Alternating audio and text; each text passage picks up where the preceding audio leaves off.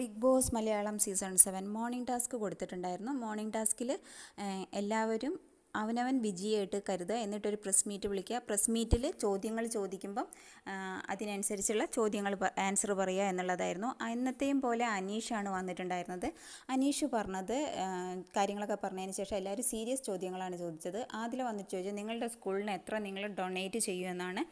അപ്പോൾ അതിൻ്റെ എമൗണ്ട് പറയാൻ എല്ലാവരും നിർബന്ധിച്ചപ്പം ബിഗ് ബോസ് പറഞ്ഞു ഇത്ര സീരിയസ് ആയിട്ടുള്ള കാര്യങ്ങളിലേക്ക് വരണ്ട എന്ന് പറഞ്ഞപ്പോൾ അനുമോള് ചോദിക്കുന്നുണ്ടായിരുന്നു ആരുടെയെങ്കിലും ക്രഷ് തോന്നിയിട്ടുണ്ട് അയ്യോ എന്ന് പറഞ്ഞപ്പം ബിഗ് ബോസ് പുറത്തല്ല ബിഗ് ബോസ് ഹൗസിലെ എന്ന് പറഞ്ഞു. അപ്പം പറഞ്ഞു ജിസേൽ കണ്ണാന്തുമ്പി പോരാമോ എന്നുള്ള ചോദ്യം പാട്ട് പാടുന്ന സമയത്ത് ജിസേലിനോടൊരു ആർദ്രത, അതായത് എന്തോ ഒരു കുളിർമ തോന്നിയിട്ടുണ്ട് എന്ന് പറയുന്നു.